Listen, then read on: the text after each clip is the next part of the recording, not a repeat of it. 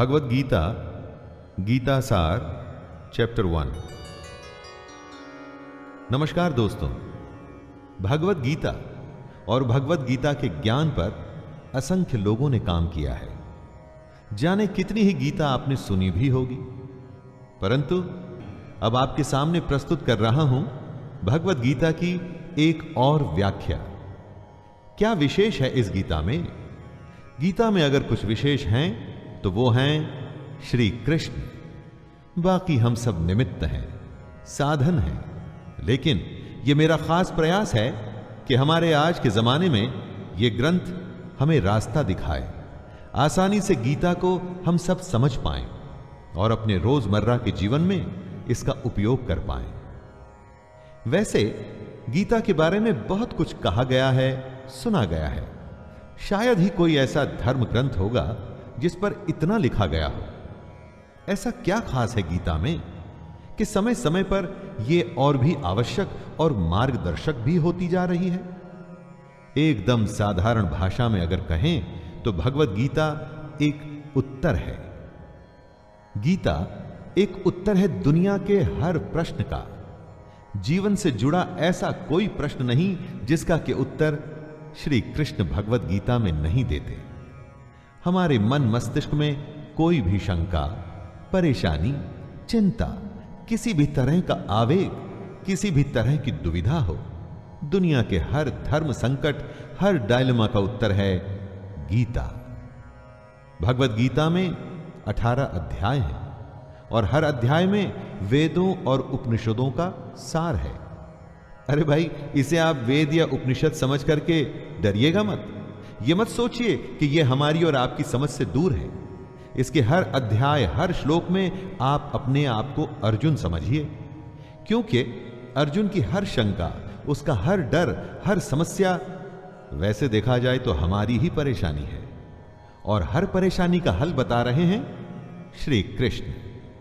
कृष्ण को सिर्फ अर्जुन का सारथी मत मानिएगा, उन्हें अपने जीवन का सारथी भी मानिएगा।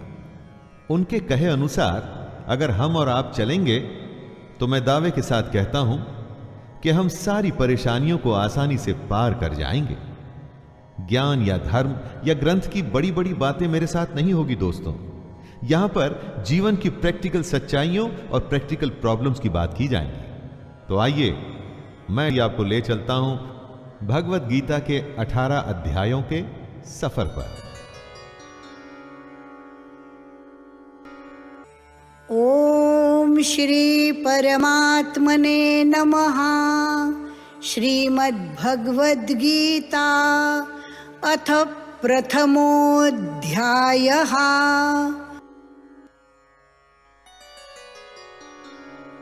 अध्याय 1 अर्जुन विषाद योग।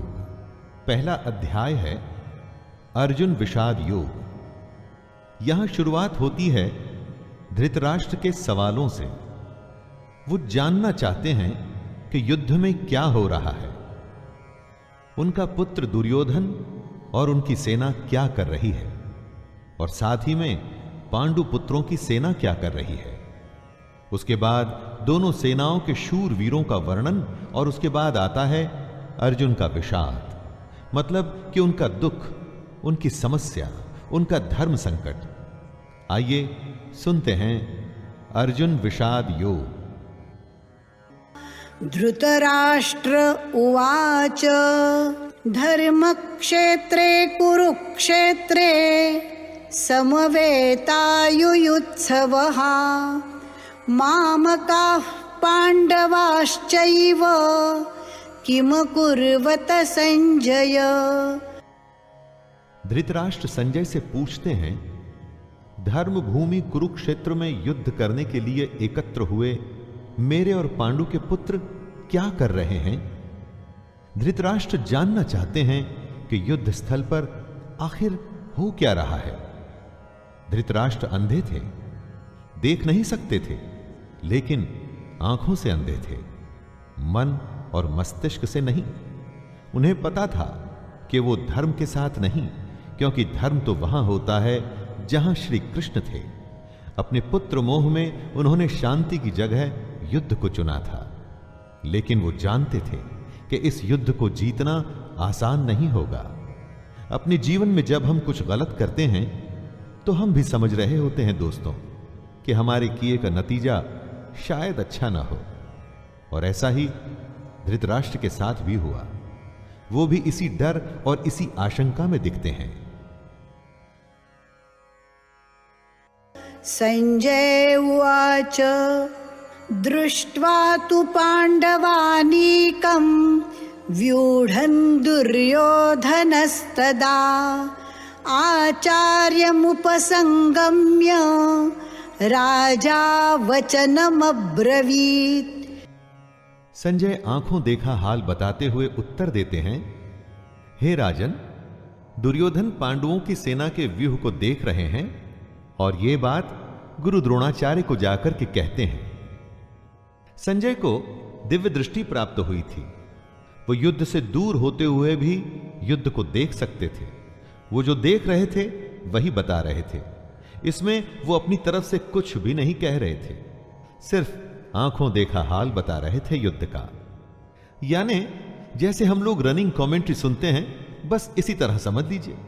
ये उन्हीं की दिव्य दृष्टि यानी डिवाइन विजन का कमाल था कि हमें गीता सुनने को मिली।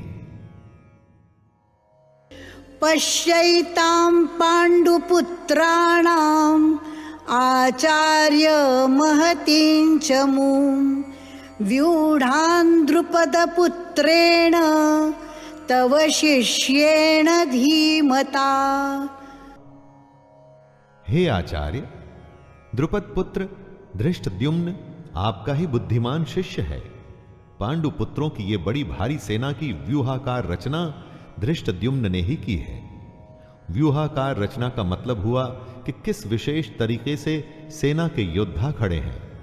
एक ऐसा व्यूह जिससे उस सेना के बीच घुसना असंभव हो, और अगर कोई उसमें घुसने में सफल भी हो जाता है तो कभी बाहर ना आ सके। दोस्तों, जब शत्रु या समस्या को हम देखते हैं तो वो हमें बहुत बड़ी और विकराल दिखाई देती है, और मन में ये डर भी रहता है कि कुछ कर गुजर के अगर हम इसमें घुस भी गए तो क्या होगा? क्या हम बाहर आ पाएंगे? क्या हम जीत पाएंगे? ऐसी ही सोच से दुर्योधन भी गुजर रहा है। अत्र शूरा महेश्वासा भीमार्जुन समायुधि युयुधानो विराटश्च द्रुपदश्च महारथः दृष्टकेतुश्चेकितानः काशीराजश्च वीर्यवान् पुरुजित् कुन्तिभोजश्च शैब्यश्च नरपुङ्गवः युधामन्युश्च विक्रान्त उत्तमौजाश्च वीर्यवान् सौभद्रो द्रौपदेयाश्च सर्व एव महारथाः। इन 3 श्लोक में दुर्योधन पांडु पुत्रों की सेना के महान योद्धाओं का नाम ले रहा है। जब भी युद्ध होता है तो आप अपने सामने खड़ी सेना, उस सेना के योद्धाओं को जांचते और परखते हैं। वैसे ही दुर्योधन भी कर रहा है। दुर्योधन द्रोणाचार्य से कहता है, बड़े बड़े धनुषों वाले तथा युद्ध में भीम और अर्जुन के समान शूरवीर सात्यकी और विराट तथा महारथी राजा द्रुपद, धृष्टकेतु और चेकितान तथा बलवान काशीराज, पुरुजित, कुंतीभोज और मनुष्यों में श्रेष्ठ शैब्य, पराक्रमी युधामन्यु तथा बलवान उत्तमौजा, सुभद्रा पुत्र अभिमन्यु एवं द्रौपदी के 5 पुत्र, ये सभी महारथी हैं। इससे हमें यह पता चलता है कि चाहे शत्रु हो या शत्रु के जैसी समस्या, उसके बारे में सब कुछ जानना चाहिए। दोस्तों, समस्या के हर पहलू से हमें वाकिफ होना चाहिए। समस्या के हर पार्ट, उसके अंग के बारे में मालूम होना चाहिए, जैसा कि दुर्योधन भी कर रहे हैं। अस्माकन्तु विशिष्टा ये तान्निबोधद्विजोत्तम नायका मम सैन्यस्य संज्ञार्थं तान् ब्रवीमि ते। दुर्योधन आगे कहता है, हे ब्राह्मण श्रेष्ठ, पांडवों की सेना के योद्धाओं को तो आपने देख लिया, अब अपने पक्ष में भी जो प्रधान हैं उनको भी तो आप समझ लीजिए। द्रोणाचार्य की जानकारी के लिए शत्रु की सेना के बाद दुर्योधन अपनी सेना के जो जो सेनापति हैं उनके बारे में बतलाता है। समस्या के बारे में सब कुछ जान लेने के बाद बारी आती है अपने पक्ष में सोचने की। यह जानना होता है दोस्तों कि आपके पास क्या क्या स्ट्रांग पॉइंट्स हैं, आप किन बातों में मजबूत हैं जिससे आप उस समस्या पर विजय पा पाएंगे। जैसे आपने समस्या के हर पहलू के बारे में सोचा, उसी तरह से आपको स्वयं का भी आकलन कर लेना चाहिए। भवान् भीष्मश्च कर्णश्च कृपश्च समितिञ्जयः अश्वत्थामा विकर्णश्च सौमदत्तिस्तथैव च। सबसे पहले आप द्रोणाचार्य और पितामह भीष्म तथा कर्ण और संग्राम विजयी कृपाचार्य तथा वैसे ही अश्वत्थामा, विकर्ण और सोमदत्त का पुत्र भूरिश्रवा के बारे में जानिए। दोस्तों, जिस तरह से हम आज के जमाने में रिस्क असेसमेंट करते हैं ना, वैसे ही दुर्योधन भी अपने शत्रु की सेना को देखते हुए दोनों सेनाओं के योद्धा की बातें करते हुए आगे होने वाले युद्ध के लिए तैयार हो रहे हैं। चुनौती को हर तरह से समझकर ही उस पर विजय प्राप्त की जा सकती है। चुनौती को इतने अच्छे से जान लेना चाहिए कि जब हम उससे लड़ने जाएं तो कुछ नया न लगे, कोई सरप्राइज ना आए। युद्ध हो या चुनौती, सरप्राइज आपको हरा सकता है।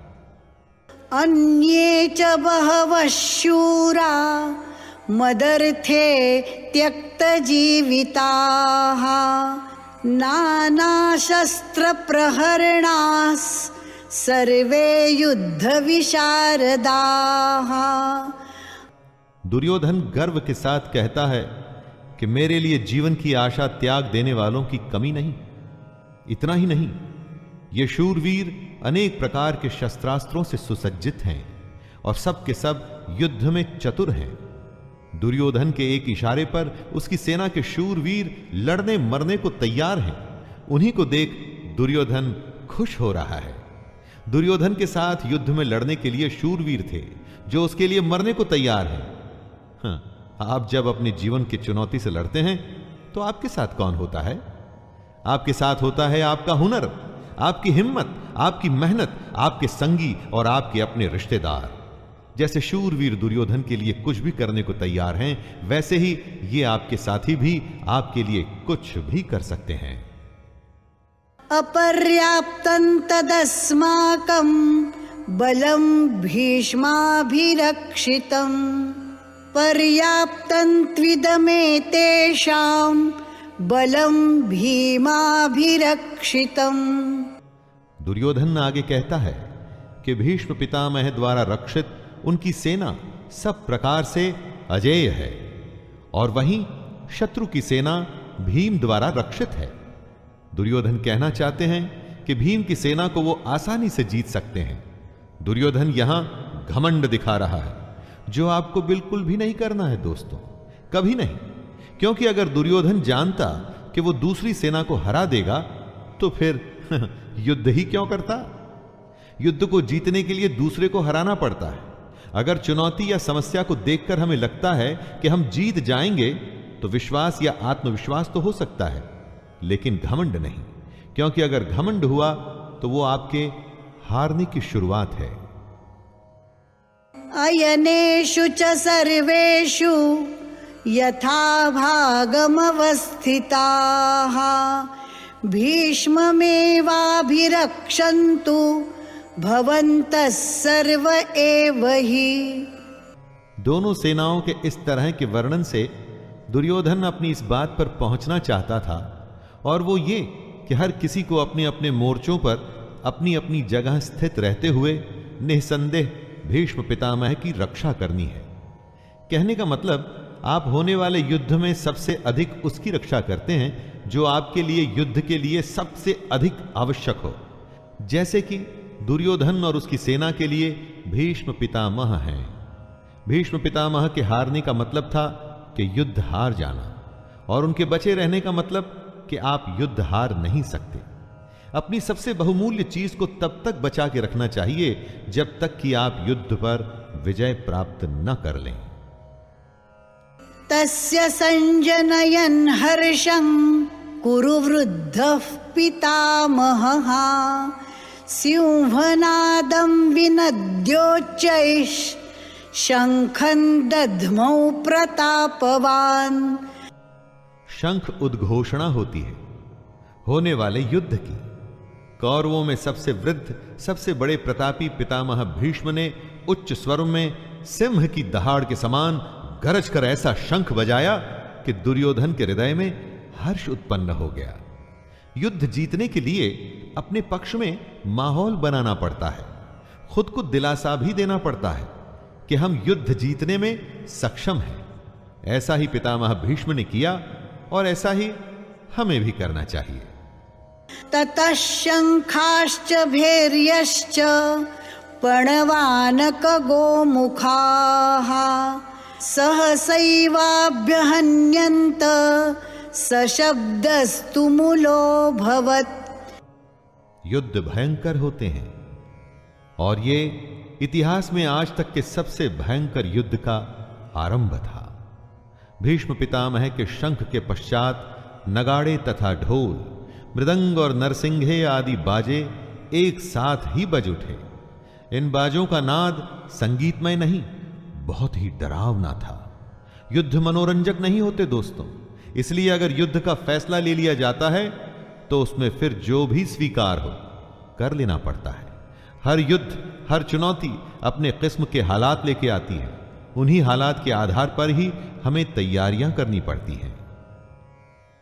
ततः श्वेतैर्हयैर्युक्ते महति स्यन्दने स्थितौ माधवः पाण्डवश्चैव दिव्यौ शंखौ प्रदध्मतुः। अब बारी थी पांडु पुत्रों की, सेना के शंखनाद की। सफेद घोड़ों से युक्त उत्तम रथ में बैठे हुए श्री कृष्ण और अर्जुन ने भी अपने अपने अलौकिक शंख बजाए। युद्ध में जब तैयारी होती है ना, तो दोनों तरफ से होती है। हर पक्ष अपनी विजय की आशा में खुद को, अपनी सेना को भरोसा देता है। आज के समय में हम खुद के लिए अगर शंख बजाने की उपमा के बारे में सोचे तो यह हो सकता है कि हम कुछ भी ऐसा कर सकते हैं जो हमें मोटिवेट या प्रोत्साहित करे। पांचजन्यम ऋषिकेशो देवदत्तं धनंजयः पौंड्रं दद्मौ महाशंखं भीमकर्मावृकोदरः। श्री कृष्ण के शंख का नाम है पांचजन्य। अर्जुन के देवदत्त और भयानक कर्म वाले भयानक भीमसेन ने अपना पौंड्र नामक महाशंख बजाया। अपने जीवन में इसी तरह से हम भी अपने युद्ध, अपनी चुनौती में आगे बढ़ने के लिए अपनी मोटिवेशन चुन सकते हैं। कुछ लोगों के लिए संगीत ऐसा काम करता है, कुछ के लिए भगवान को याद करना, या कुछ के लिए माता पिता का आशीर्वाद। अपने शंख आप स्वयं चुनिए और युद्ध के लिए तैयार हो जाइए। अनंत विजयम राजा कुंती पुत्रो युधिष्ठिरः नकुलः सहदेवश्च सुघोष मणिपुष्पकौ। पांडवों में सबसे बड़े भाई कुंती पुत्र राजा युधिष्ठिर ने अनंत विजय नाम का और नकुल तथा सहदेव ने सुघोष और मणिपुष्पक नाम के शंख बजाए। दोस्तों, मोटिवेशन तो सबको चाहिए। आपने देखा सभी लोग अपने अपने तरीके से युद्ध जीतने के लिए अपना अपना प्रयास कर रहे थे। काश्यश्च परमेश्वासश् शिखंडी च महारथः दृष्टद्युम्नो विराटश्च सात्यकिश्चापराजितः द्रुपदो द्रौपदेयाश्च सर्वशः पृथिवीपते सौभद्रश्च महाबाहुश्च शंखान् दद्मुः पृथक् पृथक्। हर शंख की अलग ध्वनि, अपना एक अलग अस्तित्व। युद्ध का हर योद्धा अपनी उपस्थिति दर्ज कर रहा है। श्रेष्ठ धनुज वाले काशीराज और महारथी शिखंडी एवं धृष्टद्युम्न तथा राजा विराट और अजेय सात्यकी, राजा द्रुपद एवं द्रौपदी के 5 पुत्र और बड़ी भुजा वाले सुभद्रा पुत्र अभिमन्यु। संजय धृतराष्ट्र को बताते हैं कि हे राजन, सब ने अपनी ओर से अलग अलग शंख बजाए। दोस्तों, महाभारत का युद्ध ऐसा था जिसमें हर बड़े से बड़े योद्धा भाग ले रहा था। ऐसे विरले मौके को कोई कैसे छोड़ सकता था। हमारे लिए ध्यान देने की बात यह है कि सच्चा योद्धा तो वही है जो युद्ध के लिए तत्पर रहे। युद्ध को आप जीवन माने, चुनौती माने, जो भी माने, लेकिन उसके लिए हमेशा तैयार रहे। इसलिए हर योद्धा शंख बजा बजा के सबको अपने होने का आभास करवा रहा है। सघोषो धार्तराष्ट्राणां हृदयानि व्यधारयत्। नभश्च पृथिवीं चैव तुमुलो व्यनुनादयन्। युद्ध से पहले जैसे आप शत्रु को अपनी शक्ति दिखा के डराने का प्रयास करते हैं, वैसे ही यहां भी हो रहा है। संजय कहते हैं कि इस भयानक शब्द ने आकाश और पृथ्वी को भी गूंजाते हुए धार्त राष्ट्रों के अर्थात आपके पक्ष वालों के हृदय विदीर्ण कर दिए। जब आप हुंकार भरते हैं, वॉर क्राई देते हैं, तो बड़े से बड़े शत्रु को भी डर लगता है। यह हुंकार ऐसी होनी चाहिए कि शत्रु सोचे कि वो किससे युद्ध करने जा रहा है। आप चाहे इंटरव्यू के लिए जाएं, किसी से मिलने जाएं, आपका हुनर, आपकी प्रतिभा ऐसी होनी चाहिए कि सामने वाला आपके कौशल से प्रभावित हो जाए। अथ व्यवस्थितान् दृष्ट्वा धार्तराष्ट्रान् कपिध्वजः प्रवृत्ते शस्त्रसम्पाते धनुरुद्यम्य पाण्डवः। ऋषिकेशं तदा वाक्यम् इदमाह महीपते। अर्जुन उवाच सेनयोरुभयोर्मध्ये रथं स्थापयमेच्युत। अर्जुन अपने मोर्चा बांधकर डटे हुए धृतराष्ट्र संबंधियों को देखते हैं, फिर अपना धनुष उठाकर ऋषिकेश श्री कृष्ण से कहते हैं, हे अच्युत, मेरे रथ को दोनों सेनाओं के बीच में खड़ा कीजिए। अच्युत अर्थात अटल, जो अपने स्थान से हटता नहीं, जिसका नाश नहीं हो सकता। श्री कृष्ण का एक नाम अच्युत भी था और अर्जुन अपने सारथी से दोनों सेनाओं के बीच में जाने को कह रहे हैं। अर्जुन ने श्री कृष्ण को इसलिए चुना था कि वो जानता था कि जब साक्षात भगवान उसके साथ हैं तो मतलब धर्म उसके साथ है। जिसके साथ धर्म होता है वो कभी हार नहीं सकता। यावदेतान्निरीक्षेऽहं योद्धुकामानवस्थितान् कैर्मया सह योद्धव्यम् अस्मिन् रणसमुद्यमे। आज के जीवन का यह सबसे बड़ा ज्ञान है दोस्तों। युद्ध कोई भी हो सकता है, किसी भी प्रकार का, पर्सनल या बिजनेस से जुड़ा हुआ, लेकिन दोनों पक्षों के बीच में जाकर आप युद्ध की सही अवस्था के बारे में जान सकते हैं। अर्जुन श्री कृष्ण से कहते हैं कि हे कृष्ण, जब तक मैं युद्ध क्षेत्र में डटे हुए युद्ध के अभिलाषी इन विपक्षी योद्धाओं को भली प्रकार देख न लूं कि इस युद्ध रूपी व्यापार में मुझे किन किन के साथ युद्ध करना योग्य है, तब तक इस रथ को यहीं खड़ा रखिए।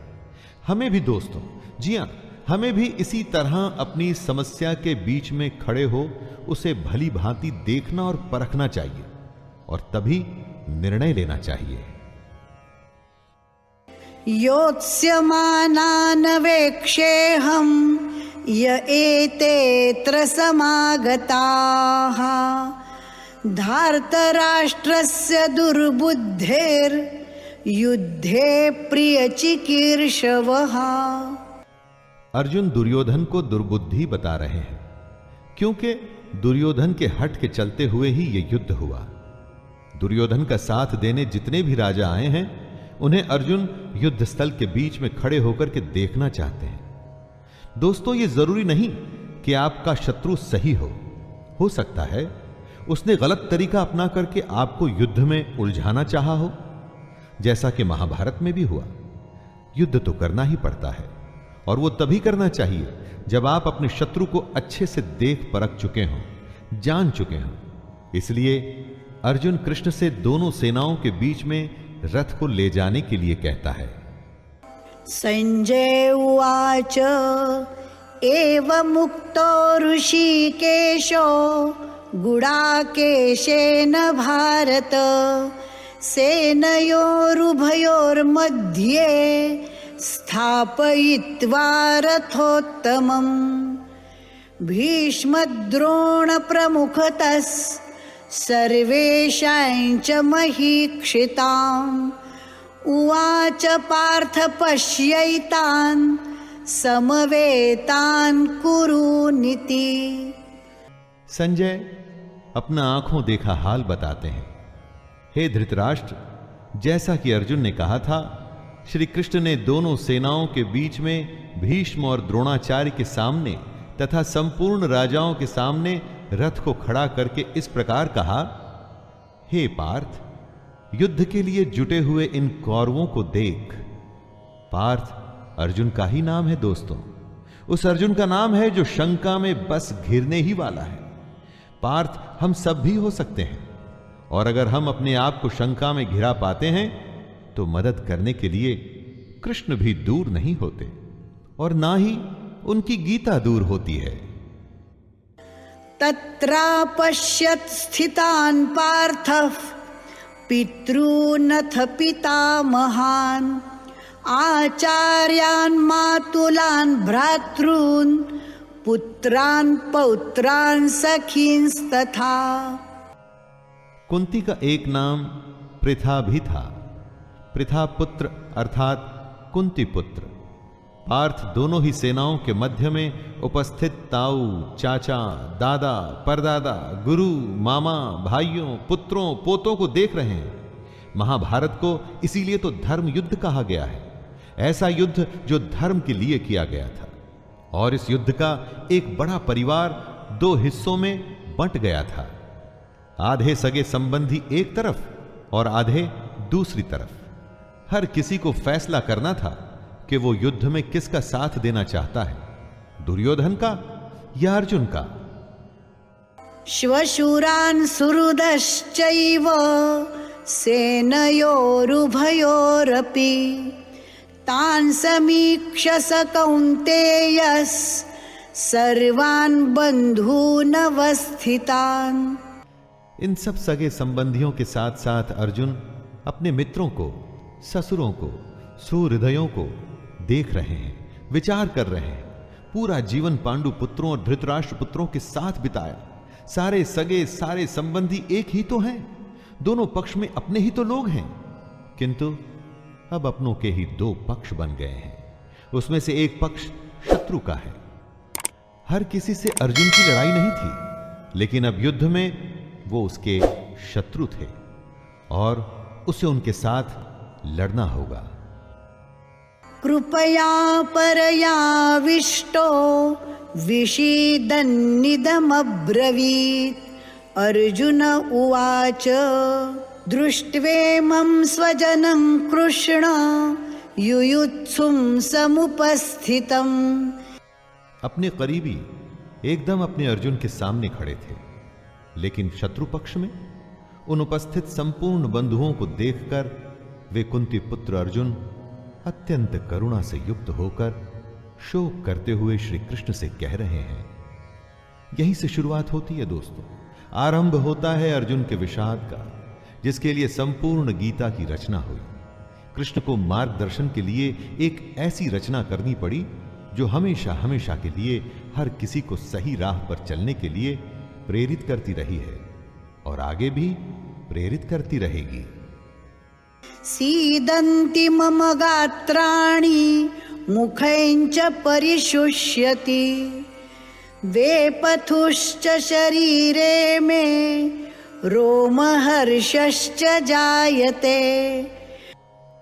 युद्ध की बात करना आसान होता है, युद्ध करना कठिन। ऐसा ही अर्जुन के साथ हुआ, ऐसा ही दोस्तों हम सबके साथ होता है। ऐसी ही शंका का सॉल्यूशन भगवत गीता से श्री कृष्ण के द्वारा हमें मिलता है। दुखी अर्जुन कहते हैं, हे कृष्ण, युद्ध क्षेत्र में डटे हुए युद्ध के अभिलाषी इस स्वजन समुदाय अपनों को देखकर मेरे अंग शिथिल हुए जा रहे हैं, जैसे अंगों में शक्ति ना हो और मुख सूखा जा रहा है तथा मेरे शरीर में कंप व रोमांच हो रहा है।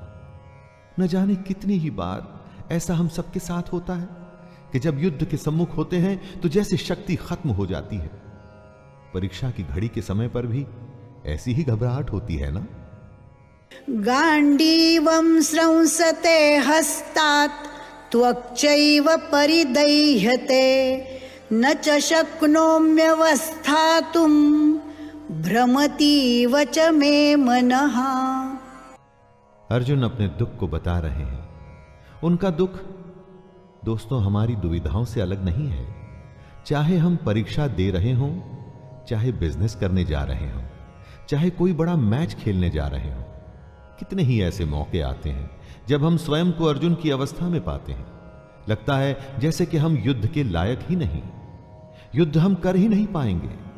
अर्जुन के हाथ से उनका गांडीव धनुष गिर रहा है और त्वचा भी बहुत जल रही है तथा उनका मन भ्रमित सा हो रहा है, इसलिए वो खड़े रहने में भी समर्थ नहीं है।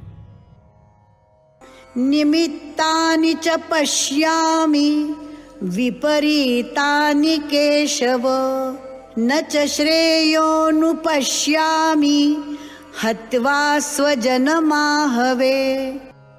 विश्व का सबसे बड़ा योद्धा अर्जुन हताश है। युद्ध से पहले अगर आप खुद को कांपता हुआ पाते हैं, देखते हैं कि डर से आपका मुंह सूख रहा है, तो आपको निश्चित ही लगता है कि आप हारने वाले हैं। दुनिया खत्म सी होती दिखती है, चारों तरफ अंधकार सा महसूस होता है। ऐसे ही समय में हमें एक मार्गदर्शक की जरूरत होती है। इसीलिए अर्जुन कहते हैं, हे केशव, मैं लक्षणों को भी विपरीत ही देख रहा हूं तथा युद्ध में स्वजन समुदाय को मारकर कल्याण भी नहीं दिखता। यानी अपनों की जान लेके मुझे क्या फायदा होगा। न कांक्षे विजयं कृष्ण न च राज्यं सुखानि च किन्नो राज्येन गोविंद किं भोगैर्जीवितेन वा। अर्जुन बात को स्पष्ट रखते हैं। डर में सब व्यर्थ लगता है। अर्जुन कहते हैं, हे कृष्ण, मैं न तो विजय चाहता हूं और न राज्य, और ना ही मैं सुखों को चाहता हूं। हे गोविंद, हमें ऐसे राज्य से क्या प्रयोजन है अथवा ऐसे भोगों से और जीवन से भी क्या लाभ है। इस विषाद में, शंका में, डर या घबराहट में अर्जुन सब कुछ छोड़ने को, त्याग देने को तैयार है। धन दुनिया उन्हें कुछ भी नहीं चाहिए। वो ऐसे भयभीत और डर गए हैं कि दुनिया की हर खुशी को छोड़कर इस समय बस इस युद्ध से बचना चाहते हैं। इन्हीं लक्षणों को हमें भी पहचानना है ताकि ऐसी अवस्था में हम भी वो करें जो कृष्ण बताएंगे। येषामर्थे कांक्षितन्नो राज्यं भोगा सुखानि च तैमेव स्थिता युद्धे प्राणांस त्यक्त्वा धनानि च। अर्जुन कहते हैं, हमें जिनके लिए राज्य, भोग और सुखादि अभिष्ट हैं, वे ही ये सब धन और जीवन की आशा को त्याग कर युद्ध में खड़े हैं। सोचिए, जीवन का हर युद्ध, हर काम हम अपनों के लिए करते हैं। हमारा सारा काम, सारे फायदे, सारी सुख शांति, भाग दौड़ सिर्फ और सिर्फ अपनों के लिए होती है, और यहां पर हमें अपनों को ही मारना पड़ रहा है। इससे बड़ी क्या दुविधा होगी। अब वही अपने आप को मारने के लिए खड़े हैं और आपको भी उन्हें मारना पड़ेगा। ऐसी दुनिया किस काम की। यही उलझन अर्जुन के मन में है। आचार्याः पितरः पुत्रास्तथैव च पितामहाः मातुलाः श्वशुराः पौत्राः शालाः संबंधिनस्तथा। अर्जुन के सामने खड़े हैं उनके गुरुजन, ताऊ, चाचे, लड़के, दादे, मामे, ससुर, पौत्र, साले और भी कई सारे संबंधी लोग। अर्जुन अपने हर संबंधी को करीब से पहचान रहे हैं और पहचान के उन्हें बता भी रहे हैं। एतान्न हन्तुमिच्छामि घ्नतोऽपि मधुसूदन अपि त्रैलोक्य राज्यस्य हेतोः किन्नु मही कृते। अगर आप युद्ध करने का निर्णय लेते हैं तो क्या आप ये कह सकते हैं कि मैं इस शत्रु को मारूंगा और उसे नहीं? युद्ध में तो हर कोई एक सैनिक होता है और अगर वो शत्रु पक्ष से है तो आपने उसको मारना ही है। यही दुविधा है अर्जुन की जो वो बता रहे हैं। हे मधुसूदन, मेरे मारने पर अथवा तीनों लोकों के राज्य के लिए भी मैं इन सबको मारना नहीं चाहता, फिर पृथ्वी के लिए तो कहना ही क्या है। देखा दोस्तों, 3 लोकों का राज्य भी अर्जुन को नहीं चाहिए। अगर उसके लिए उसे अपनों का वध करना पड़ता है तो उसे वो नहीं चाहिए। दोस्तों, जीवन में कई बार ऐसी घड़ी आती है जब हमको जो सबसे प्रिय है ना, उसका त्याग करना पड़ता है, क्योंकि हमें अपने ध्येय की ओर बढ़ना पड़ता है। और अगर हम ऐसा करते हैं तभी हमें ध्येय की प्राप्ति होती है। तब क्या अपनी सबसे प्यारी चीज को हम छोड़ सकते हैं? निहत्य धार्तराष्ट्रान्नः का प्रीतिः स्याज्जनार्दन पापमेवाश्रयेदस्मान् हत्वैतानाततायिनः। अर्जुन आगे कहते हैं, हे जनार्दन, धृतराष्ट्र के पुत्रों को मारकर हमें क्या प्रसन्नता होगी? इन आतताइयों को मारकर हमें तो पाप ही लगेगा ना। शत्रु पक्ष में चाहे आतताई बुरे लोग ही क्यों न हो, लेकिन हैं तो अपने।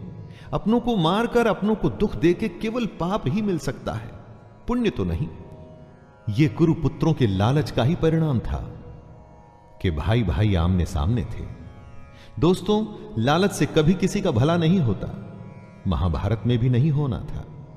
एक पक्ष को जीतना था तो दूसरे पक्ष को मारना था।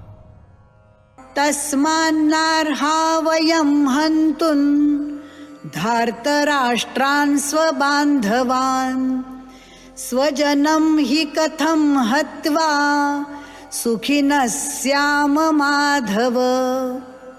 क्या अपने परिवार को मारकर आपको सुख मिल सकता है?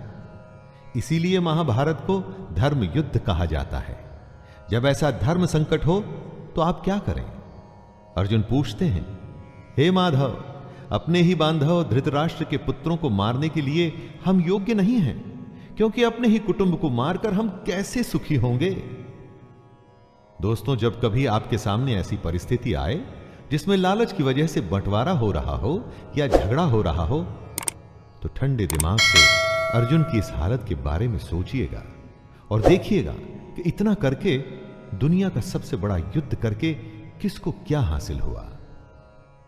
यद्यप्येते न पश्यन्ति लोभोपहत चेतसः कुलक्षय कृतं दोषं मित्रद्रोहे च पातकं कथन्न ज्ञेयमस्माभिः पापादस्मान्निवर्तितुं कुलक्षय कृतं दोषं प्रपश्यद्भिर्जनार्दन। आपका शत्रु किसी भी प्रकार के पाप को करने को तैयार है, लेकिन आप समझते हैं कि जो गलत है, अनुचित है, वो नहीं करना चाहिए। इन दो श्लोक में अर्जुन ने इसी दुविधा को बताया है। यद्यपि लोभ से भ्रष्ट चित्त हुए ये लोग कुल के नाश से उत्पन्न दोष को और मित्रों से विरोध करने में पाप को नहीं देखते, तो भी हे जनार्दन, कुल के नाश से उत्पन्न दोष को जानने वाले हम लोगों को इस पाप से हटने के लिए क्यों नहीं विचार करना चाहिए? दुश्मन गलत कर रहा है, वो ये नहीं समझता, लेकिन आप तो समझते हैं। तो समझदार होने के नाते क्या आपको युद्ध से हटने के लिए नहीं सोचना चाहिए? लेकिन अगर युद्ध से हट गए तो उसे आपकी हार मानी जाएगी। क्या उसके लिए आप तैयार होंगे दोस्तों? कुलक्षये प्रणश्यन्ति कुलधर्माः सनातनाः धर्मे नष्टे कुलं कृत्स्नम् अधर्मोऽभिभवत्युत। जहां परिवार खत्म हो जाता है वहां कुछ नहीं बचता। कुल का नाश होने का मतलब सब कुछ खत्म हो जाना होता है। ऐसी ही स्थिति में अर्जुन फंसे हुए हैं। वो कहते हैं कुल के नाश से सनातन कुल धर्म नष्ट हो जाते हैं तथा धर्म का नाश हो जाने पर संपूर्ण कुल में पाप भी बहुत फैल जाता है। अर्जुन जो कहना चाहते हैं वो ये है कि अगर परिवार नष्ट होता है तो धर्म नष्ट होता है। धर्म के नष्ट होने से पूरे कुल, संपूर्ण परिवार में पाप बढ़ जाता है। परिवार ही है जो हमें अपनी जड़ों से, अपने गुणों से, अपने आदर्शों से जोड़ के रखता है। उसके खत्म होते ही समाज में चारों तरफ पाप बढ़ने लगता है। दोस्तों, आप चाहें तो अपने चारों तरफ भी देख सकते हैं। जहां परिवार का सम्मान नहीं, वहां किसी भी बात का सम्मान नहीं होता और समाज पतन की ओर ही जाता है। अधर्माभिभवात् कृष्ण प्रदुष्यन्ति कुलस्त्रियः स्त्रीषु दुष्टासु वार्ष्णेय जायते वर्णसंकरः। परिवार की भलाई उसकी स्त्रियों पर निर्भर करती है। अगर कोई घर बनता है तो वो परिवार की महिला की वजह से बनता है। जिस घर में महिला नहीं होती तो कहते हैं कि उस घर का कोई भविष्य ही नहीं। और अगर ये स्त्रियां दूषित या करप्ट हो जाएं तो उसका क्या असर होता है? अर्जुन कहते हैं, हे कृष्ण, पाप के अधिक बढ़ जाने से कुल की स्त्रियां अत्यंत दूषित हो जाती हैं और स्त्रियों के दूषित हो जाने पर वर्ण संकर उत्पन्न होता है। संकरो नरकायैव कुलघ्नानां कुलस्य च पतन्ति पितरो हेषां लुप्तपिण्डोदकक्रियाः। वर्ण संकर का यहां पर मतलब है जहां वर्ण या समाज की मर्यादाओं को सम्मान न देते हुए गलत तरीके से, गलत वर्णों के मेल से जब संतान की उत्पत्ति होती है तो वो सब कुछ खत्म कर देती है। इसीलिए समाज के नियम बड़े सोच समझकर बनाए गए होते हैं दोस्तों, और इतने हजारों वर्षों की सोच और उस नियमों को बिना सोचे समझे नहीं तोड़ना चाहिए। अर्जुन इसी बात का वर्णन कर रहे हैं कि हे कृष्ण, वर्ण संकर कुल घातियों को और कुल को नरक में ले जाने के लिए ही तो होता है। लिप्त हुई पिंड और जल की क्रिया वाले अर्थात श्राद्ध और तर्पण से वंचित इनके पितर लोग भी अधोगति को प्राप्त होते हैं। दोषैरेतैः कुलघ्नानां वर्णसंकरकारकैः उत्साद्यन्ते जातिधर्माः कुलधर्माश्च शाश्वताः। अर्जुन ने कहा, इन वर्ण संकर कारक दोषों से कुल घातियों के सनातन कुल धर्म और जाति धर्म नष्ट हो जाते हैं। जहां वर्ण संकर होता है ना, वहां धर्म का नाश निश्चित है। वर्ण संकर की वजह से, जैसा कि अर्जुन ने बताया, कुल के धर्म का नाश होता है और जाति के धर्म का भी नाश हो जाता है। जब कोई अपने धर्म का पालन नहीं करेगा, अपने कर्तव्य का निर्वाह नहीं करेगा और समाज मनमानी करके अगर कोई नियम नहीं मानेगा तो फिर समाज कैसे रह जाएगा? समाज तो नाम ही कायदे और कानून का है, जहां सब सम्मान से, बिना किसी डर के एक साथ रह सके। उत्सन्न कुलधर्माणां मनुष्याणां जनार्दन नरके नियतं वासो भवतीत्यनुशुश्रुम। हे जनार्दन, जिनका कुल धर्म नष्ट हो गया है, ऐसे मनुष्यों का अनिश्चित काल तक नरक में वास होता है, ऐसा हम सुनते आए हैं।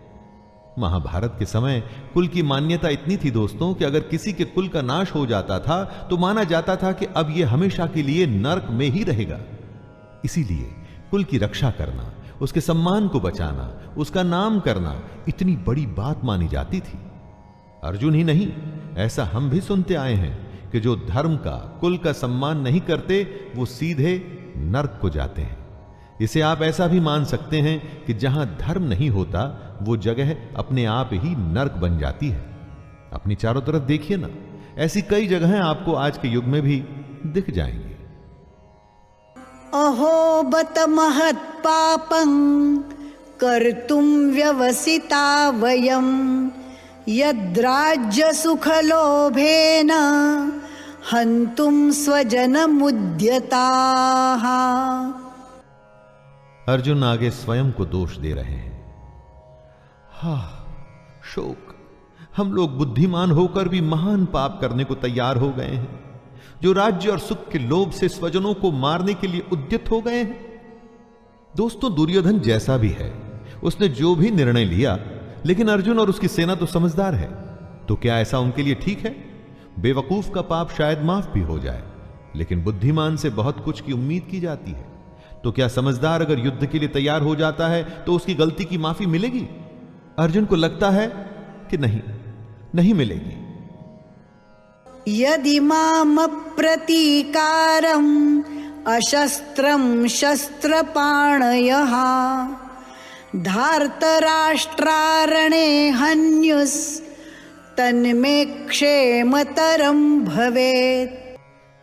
आंखें बंद कर किसी अपने के बारे में सोचिए जो आपको बहुत पसंद है, जो आपका अपना है, जिसकी गोद में आप खेले हों, जिसके साथ खेले हों, चाहे वो आपसे बड़ा हो या छोटा हो।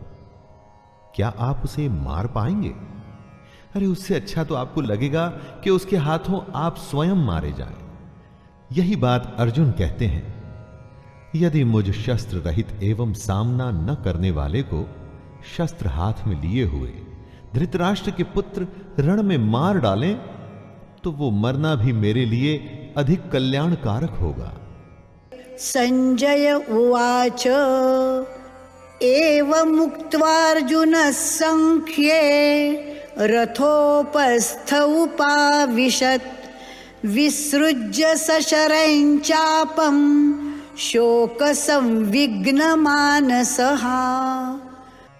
संजय, जो धृतराष्ट्र को इस महान युद्ध का वर्णन दे रहे हैं, वो बताते हैं, हे धृतराष्ट्र, रणभूमि में शोक से उद्विग्न मन वाले अर्जुन इस प्रकार कहकर बाण सहित धनुष को त्याग कर रथ के पिछले भाग में बैठ गए। दोस्तों, ये था पहला अध्याय भगवत गीता का, अर्जुन विषाद योग। जी हां, इसमें अर्जुन के दुख के होने की, उसके मन में शंका आने की, और यही बातें हमारे सामने साफ मुखर होकर आती हैं इस पूरे अध्याय में। अब इसके बाद के अध्याय में श्री कृष्ण अर्जुन के दुख का, शंका का, परेशानियों का, हर प्रश्नों का किस तरह भली भांति उत्तर देंगे, उसे जानेंगे और सुनेंगे। तो दोस्तों, ये था भगवत गीता का प्रथम अध्याय अर्जुन विषाद योग। बड़ी सुंदर, साधारण और स्पष्ट शब्दों में इसे प्रस्तुत करने का प्रयास किया गया है। ओम तत्सदिति श्रीमद्भगवद्गीतासु उपनिषत्सु ब्रह्म विद्यायां योगशास्त्रे श्रीकृष्णार्जुन संवादे अर्जुन विषाद योगो नाम प्रथमोऽध्यायः।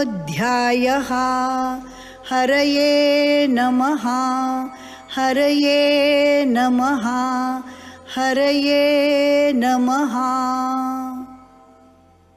इसके बाद मुलाकात होगी दूसरे अध्याय में। तब तक के लिए आज्ञा दीजिए। धन्यवाद। जय श्री कृष्ण।